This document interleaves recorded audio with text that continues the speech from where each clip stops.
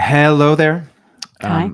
Welcome to our reaction video to the OpenAI ChatGPT-4o announcement. A lot of stuff in here that happened at ChatGPT that followed up with Google, so click ahead and check out our reaction video to what happened at Google I/O as well. All of these things are changing what these tools are pretty dramatically and following through on our thesis of entering the intimacy economy. And so we're going to roll through the announcement and stop and give you some reactions, tell we think let you know what we think is really important. Let's get going. Cool. Awesome.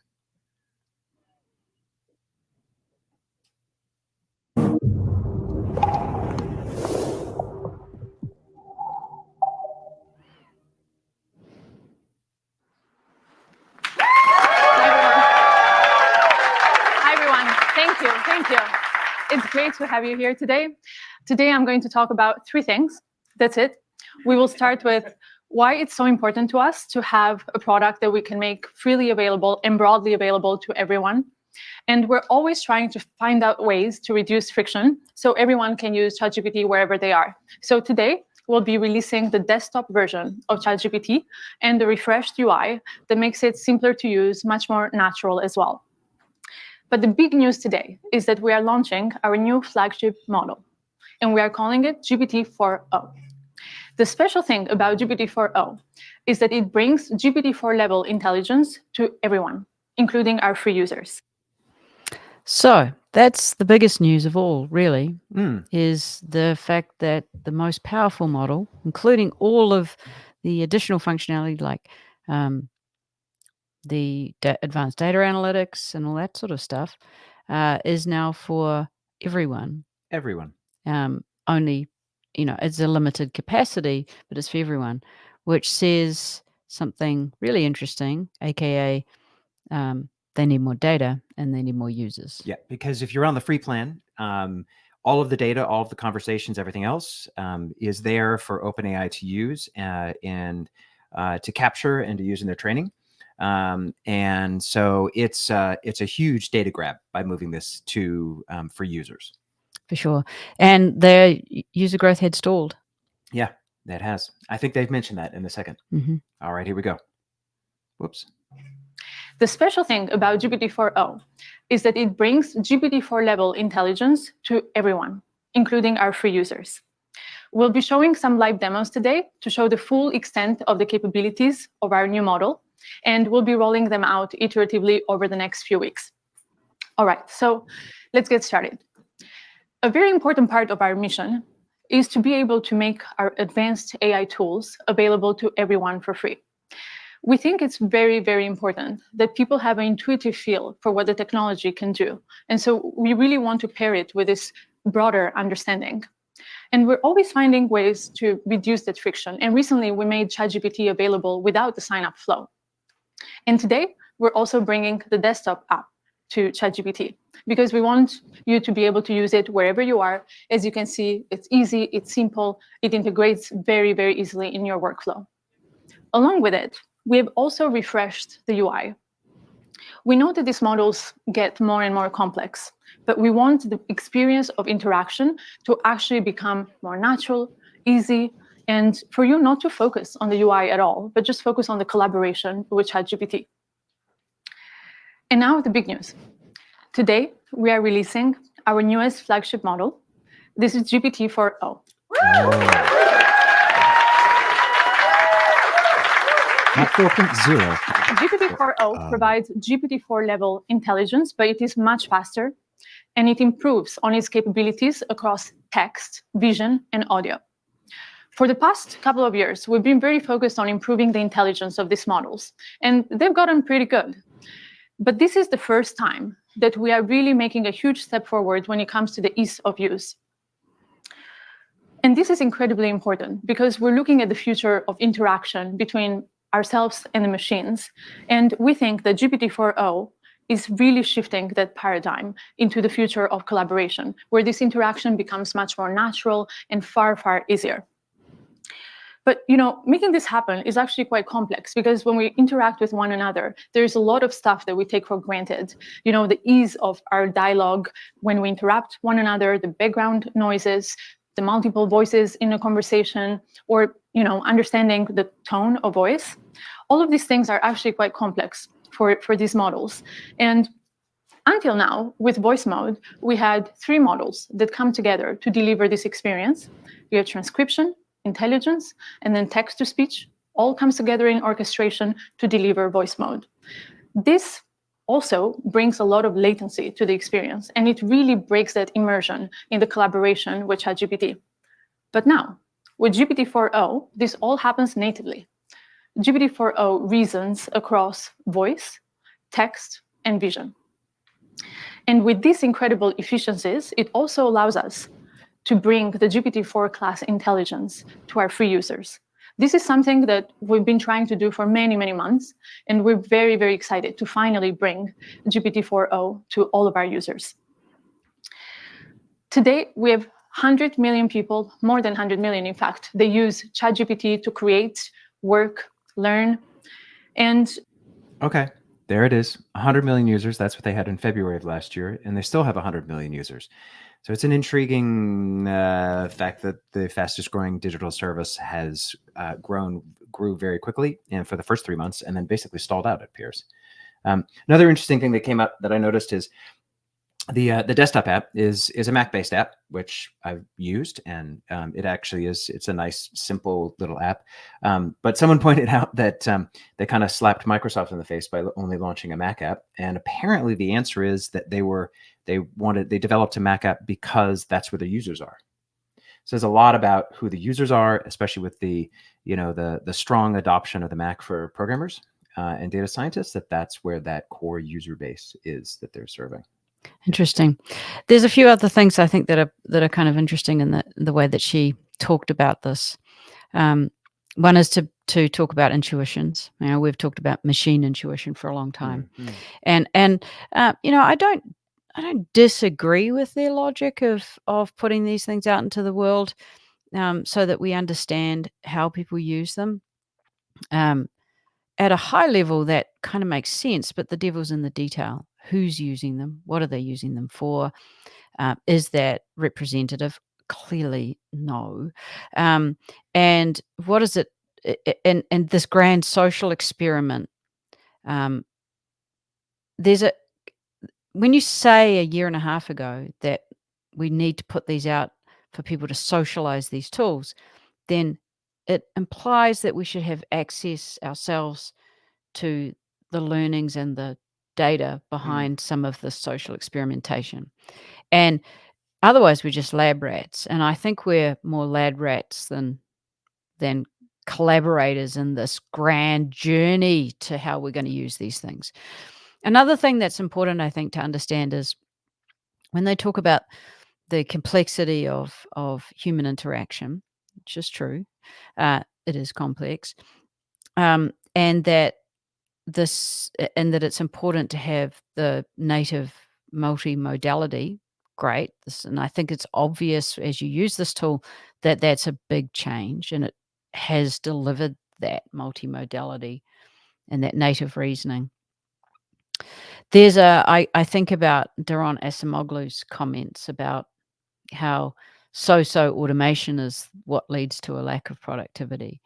And I always just want to put that red flag that just because they know it's complex and just because they know it's about things like tonality, and we'll come to aspects of that soon, but that just because that is there as knowledge and we're designing for that doesn't mean that we're going to capture everything here, doesn't mean that there aren't going to be elements of so-so automation occur with this new tool. So as sort of a note to self, there's going to be places where these tools actually don't deliver the productivity gain that we think is going to happen, or is pitched to happen, just simply because there's this gap between the promise and the reality of what it takes to actually work with these tools. And I think that one of the things that I've found really powerful about Acemoglu's insight is that you become very sensitive to the fact that there will be a gap. You don't know what it is, but it's going to exist, so you start looking for it. Yeah. We have these advanced tools that are only available to our paid users, at least until now. With the efficiencies of 4o, we can bring these tools to everyone. So starting today, you can use GPTs and the GPT store. So far, we've had more than 1 million users create amazing experiences with GPTs. These are custom ChatGPTs for specific use cases. They're available in the store. And now our builders have a much bigger audience where university professors can create content for their students, or podcasters can create content for their listeners. And you can also use vision. So now you can upload screenshots, photos, documents containing both text and images, and you can start conversations with ChatGPT about all of this content. You can also use memory, where it makes ChatGPT far more useful and helpful because now it has a sense of continuity across all your conversations. And you can use browse, where you can search for real-time information in your conversation, and advanced data analysis, where you can upload charts or any information and it will analyze this information, it will give you answers, and so on. Let's just pause for a second. You can upload images and audio and charts and graphs, and all of it will be assembled into some sort of memory. We'll maybe come back to memory at some other time and talk about a bit about the reaction of the memory function. But all of that is being remembered by OpenAI on their servers. And I think it's important for everybody to recognize that the conversations with these tools are grabbing more information from you than we've ever offered up to a public service like this before.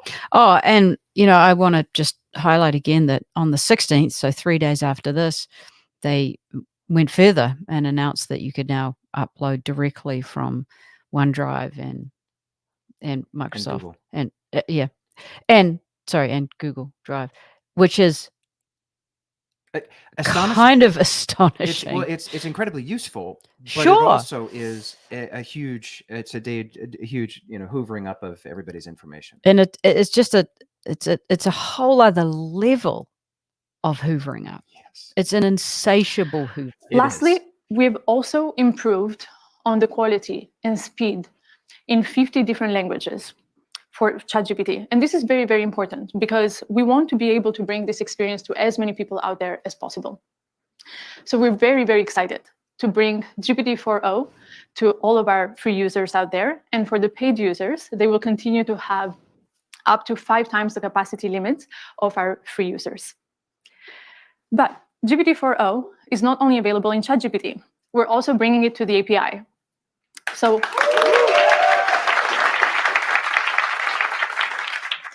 our developers can start building today with GPT-4o and making amazing AI applications, deploying them at scale. 4o is available at 2x faster, 50% cheaper, and 5 times higher rate limits compared to GPT-4 Turbo. Now, that's definitely a positive. We've heard from developers that they're really excited. I mean, cheaper, faster, all good. Yeah. But, as we bring these technologies into the world, it's quite challenging to figure out how to do so in a way that's both useful and also safe. And GPT-4o presents new challenges for us when it comes to safety, because we're dealing with real-time audio, real-time vision. And our team has been hard at work figuring out how to build in mitigations against misuse. We continue to work half the team, with different as the other half stakeholders are out there, resigning. from government, media, entertainment, all industries, red teamers. Just pause for a second. Ilya and Jan, the two people who co-head of the safety team, resigned shortly after this. Unclear what the correlation doesn't imply causation, but still it's a little bit coincidental. Yeah, but the core team is and the most important and flagship people are now gone. Civil society, to figure out how to best bring these technologies into the world. So over the next few weeks, we'll continue our iterative deployment to bring out all the capabilities to you. But today, I want to show you all these capabilities. So we'll do some live demos. I will bring on 2 of our research leads, Mark Chen and Berit Zov.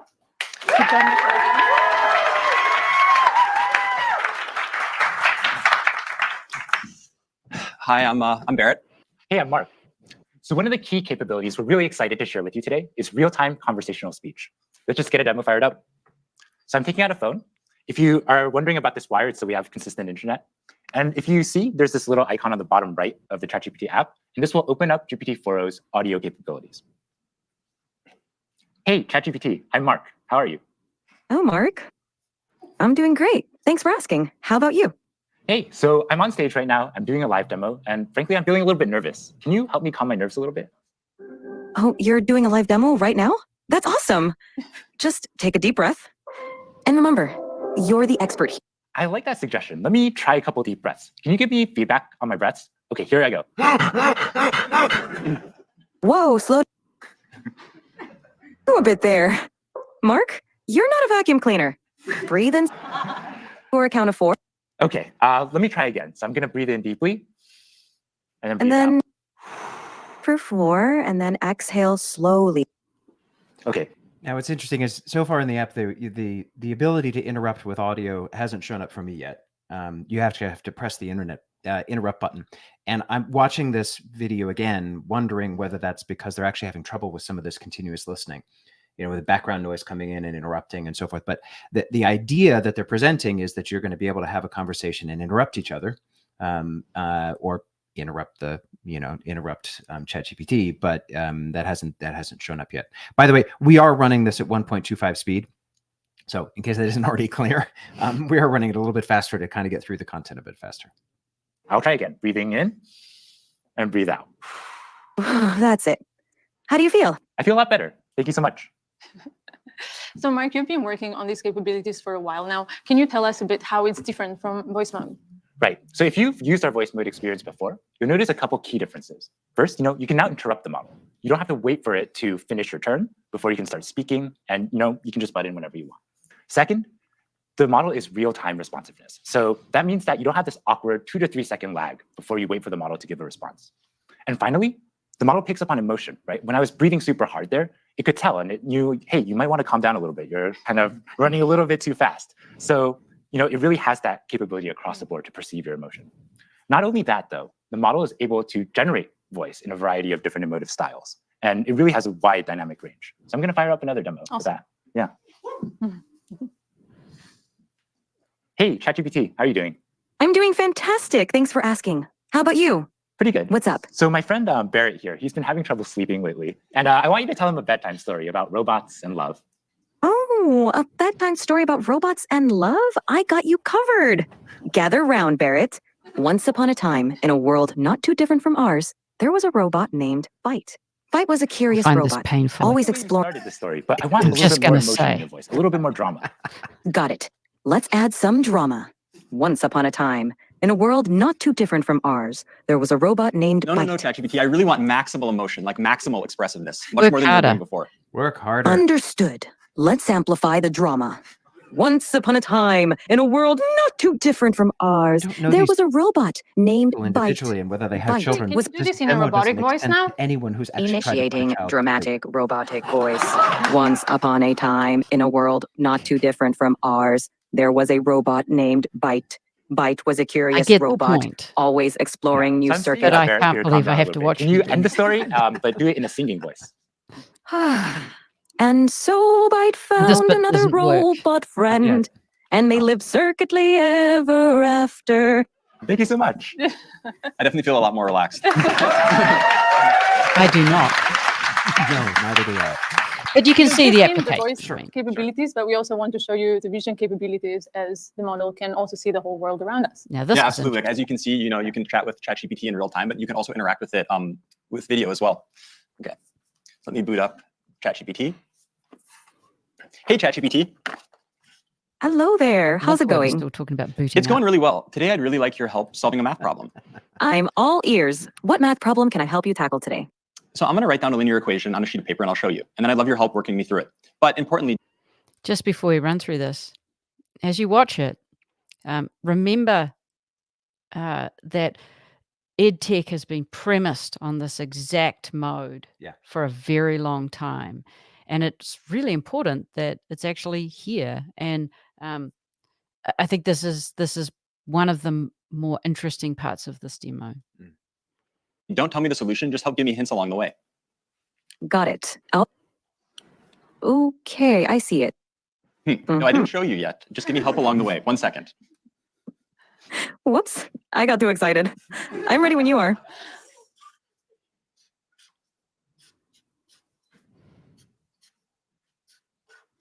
So, ChatGPT, what equation did I write down there? Ah, I see it now. You wrote down 3x plus 1 equals 4. Yep, Let's work- exactly. So what's the first step I should take to try to solve this? The first step is to get all the terms with x on one side and the constants on the other side. So what do you think we should do with that plus 1? Okay, I'm going to try to subtract 1 from both sides, and then I'll see what I get. Great idea. Perfect. Now, what do you get when you subtract 1 from both sides? Okay, so ChatGPT, this is what I ended up with. How does this look? Spot on. Now you've isolated the term with x on one side, and it looks like 3x equal 3. What do you think we should do next to solve for x? I'm not sure. Can you give me another hint? Of course. You have 3x, and you want to find the value of x. Think about what operation would undo multiplication. Is it subtraction? Close, but think of the opposite of multiplication, because 3x means 3 times x. Okay, I think it's division. Let me try to divide both sides by 3, and let me see what I get. Bingo! Go ahead and divide both sides by 3. Okay, so ChatGPT, this is what I ended up with. How does this look? It looks perfect. You've solved it, and x equals 1. Nicely done. How do you feel about solving linear equations now? Yeah, honestly, I'm not pretty confident I can solve linear equations, but why would you ever need to use this in the real world? I'm really skeptical. That's a fair question. Linear equations pop up in a lot of everyday situations, even if we don't realize it. For example, calculating expenses, planning travel, cooking, and even in business for profit and loss calculations. It's basically a way to solve problems, but you need to find an unknown value. Plus, Wow, it's okay. You know, I have a lot of unknown values in my life. I'm totally convinced I'm going to learn math now. I love that attitude. Math can definitely help solve some of life's mysteries. Whenever you're ready to dive into more math, I'm here for you. Anything else you'd like to tackle today? So ChatGPT, I really love that you taught the value of math to my friend Mark. And I wrote one last thing I'd love if you could take a look at.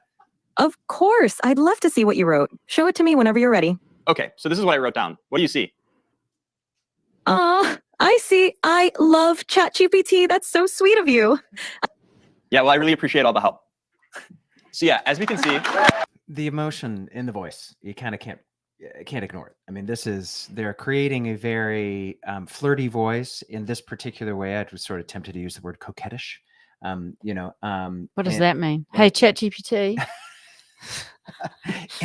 It is actually it's a word that is particularly about female flirtation.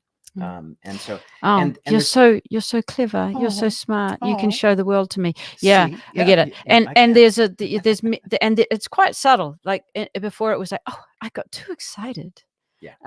Yeah, and, I get it. Oh, I'm all ears. I'm here for you. It's interesting because it's both flirtatious and it's actually anthropomorphizing itself by saying I'm all ears. Yes, that's a slang that we use, but it's actually implying that it has ears. These Yeah. are design Yeah. choices. These are. Wow, that's quite the outfit you've got on. yeah, as we can see, we can chat in real time to ChatGPT. And not only that, we can interact with it with video as well. And I swear, like, if you look at Barrett's GPT history, it's all equations like this. Now that you know you can do linear equations, can you Yes. show us something more complex? I think so. Okay, next let's try something coding related. So let me take out a computer for this. Okay, so I'm going to open the ChatGPT desktop app, like Mira was talking about before. Okay, and to give a bit of background on what's going on, so here we have a computer, and on the screen we have some code, and then the ChatGPT voice app is on the right. So ChatGPT will be able to hear me, but it can't see anything on the screen. So I'm going to highlight the code, Command C it, and then that will send it to ChatGPT, and then I'm going to talk about the code to ChatGPT. Hey, ChatGPT. Hey there, how's it going? Yeah, it's going really well. I was wondering if you could help me with a coding problem today. Of course, I'd love to help you out. What's the coding problem you're dealing with? Okay, I'm going to share with you some code. 1 second. Sure thing. Take your time. Okay, Take your time. I'm so I just patient. shared some code with you. Could you give me a really brief one-sentence description of what's going on in the code? This code fetches daily weather data for a specific location and time period, smooths the temperature data using a rolling average, annotates a significant weather event on the resulting plot, and then displays the plot with the average, minimum, and maximum temperatures over the year. Very useful, very easy, and this app will makes it so easy to do something useful that you kind of have to assume that everybody picks up all of their code and throws it in there. And if you're on a free plan, that code goes into whatever data store they want to keep it for. Yeah. Awesome. Thanks so much. And in the code, there's this function foo. Can you describe to me what the plot would look like if I had versus didn't have this function? Sure. The function foo xy takes in a data frame x containing temperature data and a window size y for calculating the rolling mean. It smooths the average temperature, minimum temperature, and maximum temperature columns by applying a rolling mean over the specified window. With the foo function, the plot would show smoother temperature lines because the rolling mean reduces the noise or fluctuations in the data. Awesome. This makes... Thanks so much. So yeah, I definitely will want to apply this function. And so I'm going to generate the plot and then show it to you. Give me 1 second. Absolutely. Take your time. I'm excited to see the plot when you're ready. Yeah. So far, ChatGPT has only been able to see the code. And now I'm going to run it. And then I'll use the vision capabilities of the ChatGPT desktop app so it can actually see everything going on the screen as well.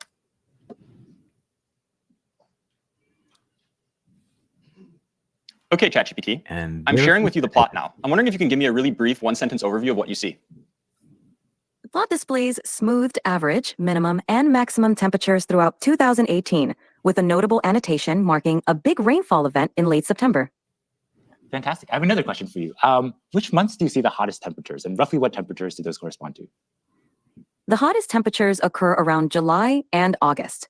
The maximum temperature during these months is roughly between 25 degrees and 30 degrees, 77 degrees Fahrenheit to 86 degrees Fahrenheit.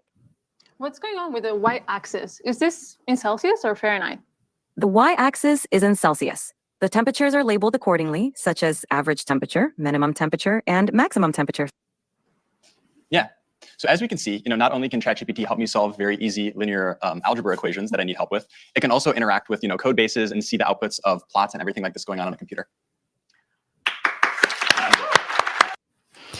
I think this advanced data analytics is a super important thing for people to understand. I mean, it was launched a year or so back as code interpreter. We spend a lot of time with it at the outset, use it for basic data analysis. I think there's a really big question about whether or not this type of functionality, as it diffuses across multiple different sorts of tools into Excel and Tableau and what have you, whether it increases the need for data literacy and statistical literacy, or whether it reduces it. And it's a little hard to say. I'm on the side of data literacy becomes even more important. Statistical literacy does as well, because lies in statistics, you're superpowering potentially many ways that we can amplify that problem. When I posted a sort of criticism of this, well, a question, it wasn't criticism, it was just a question on LinkedIn, I had a lot of engagement with the comment, and a lot of people with the same sort of like mind being concerned about that. There was one comment in particular that is, I think, important to sort of internalize, which is that this functionality, she didn't say it directly. It's from a senior research scientist in econometrics and data. She didn't say it directly, but what she implied, and I think is really important, I hadn't really thought about it, is how this is such an abstraction layer from the data itself. And it's weird. You start using advanced data analytics and you actually become even more disconnected with the data. And I think that the insight that she offered in this comment on my post was that to think more carefully about, made me think more carefully about how this is a totally different data analysis tool than the ones we've had before, because it deliberately abstracts you from the data. And that's what she said. That's what matters with stats. It's the data and understanding what you can do with that data. And this isn't a full statistical analysis. There are actually many other things that happen around data analysis that this pulls you away from, and things like, and she said that, it's messy, endogenous, ambiguous, and I totally agree. I think there's something very important here to understand as we look for AI to do some cognitively difficult things for us. And honestly, data analysis is right up there with one of the more cognitively difficult things to do. There's many gotchas. There's lots of ways to get it wrong. We're not naturally adept at dealing with these abstract concepts. And I haven't yet seen more sophisticated guardrails around statistical analysis. There are some, but it's not. This is the grandest of grandest experiments, and it is quite a small world that's using these tools. But I just wanted to get on my soapbox a bit here. Good. So a few minutes ago, we asked the live audience on X to submit a few requests for what they would like us to try out here. So I will take a couple of prompts. Okay. Bot Gaskar wants to know if GPT-4o is capable of real-time translation.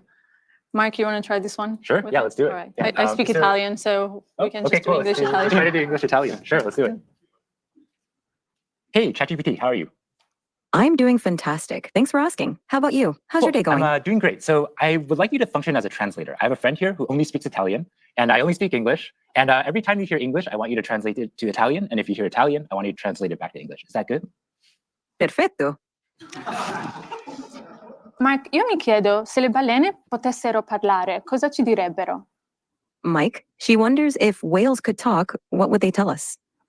They might ask, how do we solve linear equations? Potrebbero chiederci come risolviamo le equazioni lineari. Sicuramente sì. Certainly, yes. Great, looks like it works. That's awesome. I love that. It's very All right. So the next one is from Burrito John 78, who asks, can you tell what you're feeling just by looking at your face? Barrett, you want to give this one a try? Absolutely. Let's try it out. Hey, ChatGPT.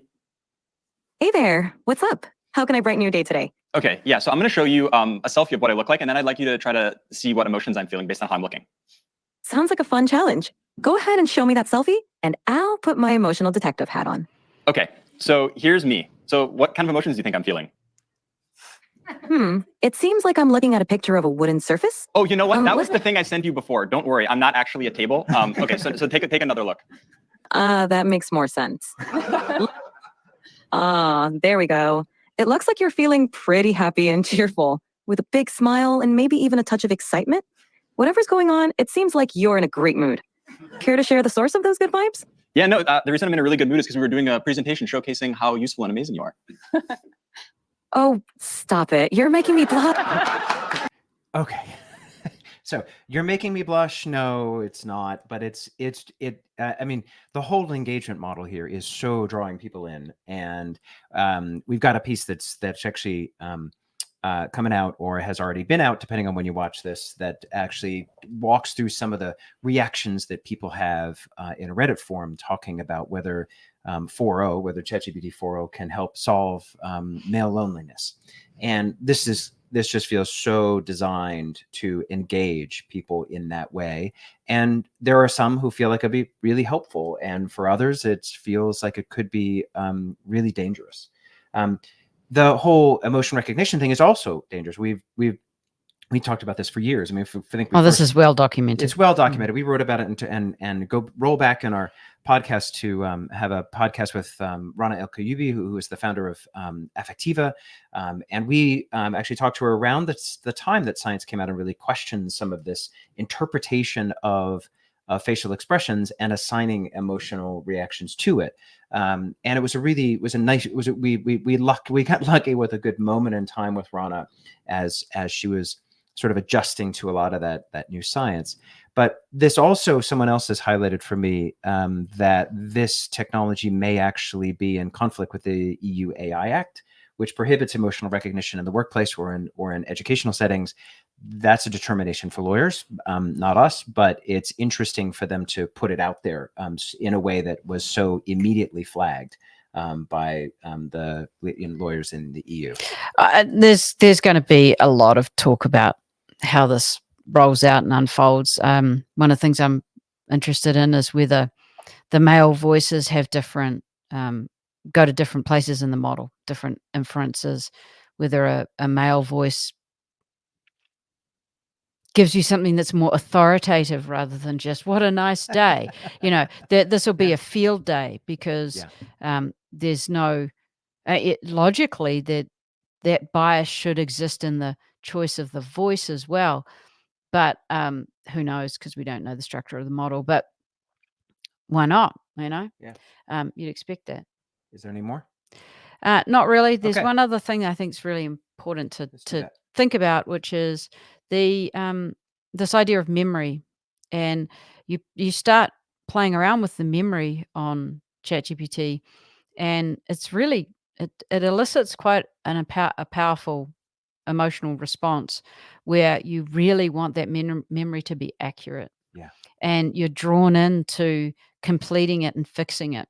So I think there's a lot of things going on once we have memory, once we have these more natural voice interfaces, that we sort of see it coming. Yeah, intellectually you kind of know it, but you go and experience it, and it really is quite a profound shift. So I wouldn't underestimate the impact of this week's announcements. Yeah.